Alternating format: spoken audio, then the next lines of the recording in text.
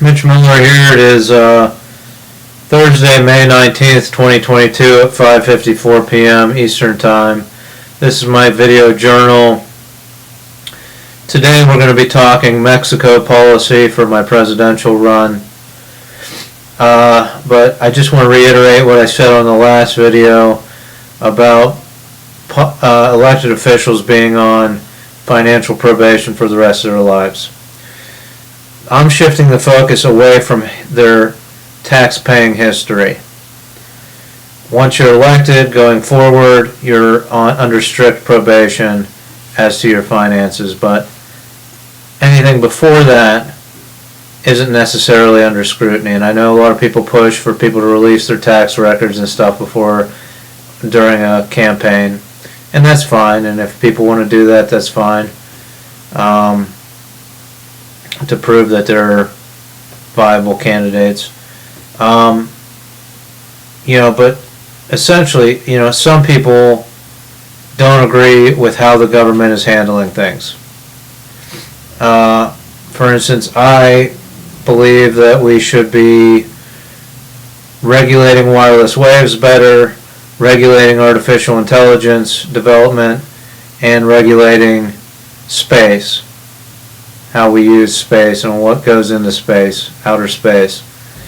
And the government isn't doing that. They're focused on archaic topics that I thought we settled 50 years ago, but apparently we can just keep rechurning into them. So, say you don't agree with the government, you're probably going to do everything in your power to pay the least amount of money in taxes to the government. Some people think that we shouldn't use tax money to help less privileged people get a leg up in the world. That we shouldn't take care of our own citizens with the tax money. They think instead we should grant large tax breaks to billionaires and millionaires. And I don't agree with this thought process. I think you can be Republican-minded and not agree with that kind of thinking. At the basis of Republicans is that they don't want to pay taxes, whatever their reasons are. I just think they should find better reasons, like regulating industries that need regulation and deregulating industries that have proven for the past 100 or 50 years that they are on the up and up. And there's industries like that could be deregulated and they would function just fine. But these new industries, I think we should regulate them to make sure that they're on the up and up. Anyway, on the Mexico policy, last night I was thinking about the Mexican issue, the issue with Mexico and my policy for the southern border as President of the United States. Now, my policy is that I think that we should invest in Mexico, in fixing the Mexican economy, making the Mexico a strong nation to our south with prosperous people, and that we should invest in securing Mexico's southern wall, or building a wall there on their southern border and securing their southern border rather than our southern border. Our southern border is much larger than Mexico's southern border, so it'd be easier to secure their southern border and have a somewhat not open border. There'd still be customs and regulation as to who can cross, but it'd be feasible that people could drive south into Mexico for vacation if we invest in Mexico and make it a safe place to travel. Now, if you fix their economy, fix the country, you'll have tons less people wanting to immigrate in the United States. So I think you use strategies and tactics to make Mexico a strong nation that has a lot of prosperity in its people. And we have plans and ideas up here that I'm not going to release anytime soon that can help the Mexican people I mean, basically vote in a direct democracy and enable them to build a sustainable Mexico with green energy and things like that. And partner with other companies, whether they're United States or foreign nations companies, to build a strong Mexico. Now, I think personally that if you legalize drugs, Mexico will start to become safer and stronger within 10 years. You have a lot less killing from the cartels. I think overall it would help Mexico tremendously, because Mexico is basically a narco state, a drug-funded, drug-bribed government. Cartels control most of everything in Mexico. So if you legalize drugs, I think it would solve a lot of the problems with Mexico. But and I have a plan. It's in Fem Party to legalize opium tea and cocaine tea. I think that's the first step. You just legalize it as tea, an opium tea and a cocaine tea. Cocaine tea is like caffeine, a little bit more punch than caffeine. And opium tea, so that old elderly people who are sore from living for 70 or 80 years can have a couple cups of tea a day and ease their pain. Now, this is just an introductory process to be able to introduce maybe other products like tinctures that can be used to consume drugs.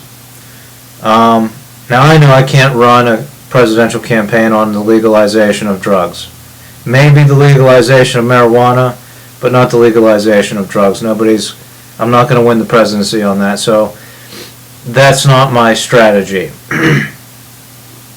And I'll get into my strategy, but I am for legalizing marijuana. And my policy and my idea on drugs is opium and cocaine are two drugs that are highly addictive. They're never going to go away. We're never going to get rid of them on the planet. And if you made our countries, our nations, and our economies prosperous, where everyone could prosperous, more people would be happy without turning to alcohol and drugs. And alcohol is a drug, so drugs in general, to seek happiness. But I am for the legalization of marijuana. I have strategies for that. I believe that all revenue that the federal government gets from marijuana sale, legal marijuana sale, should go to a fund called the Free Rehab Fund. So any income tax paid by people that work at dispensaries, if the federal government legalized it and levied a federal excise tax on it, all that money would go to providing free rehab to everyone in the country. That's the other way to fight illicit drug use, is to allow people to go to rehab, keep going to rehab, keep trying to quit it until they finally quit it. So free rehab for everyone. I believe state by state they should do that with the tax money. They haven't earmarked all this tax money yet.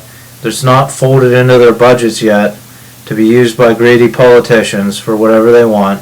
It should be used for free rehab. And all tax money gotten from alcohol should be used for free rehab as well. I don't think we should be using it to fill the coffers of the government. So we have the Free Rehab Fund. Now here's my strategy with the cartels, because you have a narco state, and again, you're not going to get rid of these drugs, so you got to try a different strategy. Arresting people, throwing them in jail, giving them criminal records is not solving the problem. you have to be willing to work with these powerful cartels in order to change and build a strong Mexico and give them eventual legitimacy so that they could invest in green energy and things like that to help Mexico, so that they don't have to resort to killing as their only form of recourse. If it was, I don't know what the status of drugs are in Mexico, if they're legal or illegal, but if they were legal, then you can use the court process and put people in collections instead of killing them and things like that. Again, we're not going to legalize them anytime soon. That's not my presidential strategy. Here's my strategy as far as concerned with drugs and the cartels. Because I've gone into the southern border wall situation. Let's invest in Mexico's southern wall. Now, the drug policy, here's what I think you do. All narcotics, all cocaine and opiates seized at the southern border, and this is for the DEA, anybody involved in that, you have facilities that can test the drugs. You test the drugs that are seized. You work with the Mexican military. Our military or our DEA reaches out to the Mexican military to act as a neutral moderator for the cartels. All drugs seized on the southern border coming in the United States are tested for fentanyl. All fentanyl seized, instantly destroyed, and people were prosecuted to the highest extent of the law. Any drugs seized, cocaine, opiates, that have fentanyl in them, they're destroyed. Any batches of drugs, cocaine or opiates, that do not have fentanyl in them, you take and resell those drugs back to the cartels. You drive them back to Mexico, tested, and you sell them back to the cartels, and all the funds raised by selling those drugs back to the cartels is used for the free rehab fund. So now you're sending safe batches of drugs back to the cartel rather than exploiting farmers all throughout South America to get these drugs. You're going to start to reduce that pipeline a little bit. You have safe batches of drugs that the cartels have right near the border, and they're going to turn around and try to get them back across the border in the United States.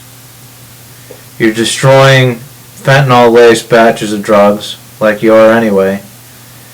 I believe this policy excuse me, could help so that we have safer narcotics in the United States, which I've already argued is not going to go away anytime soon. Until everyone is happy with their lives, or larger portions of the populations are happy without drugs or alcohol, we're going to have this issue. So, you sell the drugs back to the cartels with condition. We deploy and experiment with the help of the Mexican military with the nation of Mexico if they'll accept the United States help.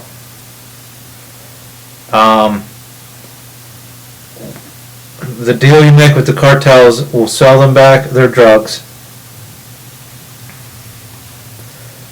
If they agree, it's on condition, if they agree to settle all territorial disputes with pistol duels, with non-lethal compressed air powered pistols, with the pistol dueling sets I'm proposing. We break down all of Mexico using satellite imagery into zip codes, districts, and the cartels, the Mexican military works with the cartels to break down what their territories are, and should they want to expand into other territories or challenge other cartels in their territories, they settle it with pistol duels. So no more killings in Mexico because of drug wars and cartels seeking territory. We work with the cartels to develop this type of strategy for controlling territories.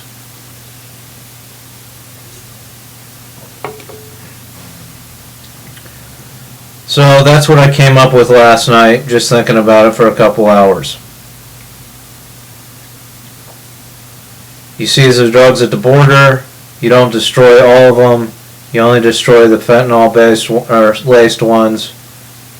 The ones without fentanyl, you work with the Mexican military to deliver those batches back into the United States, back into the cartels.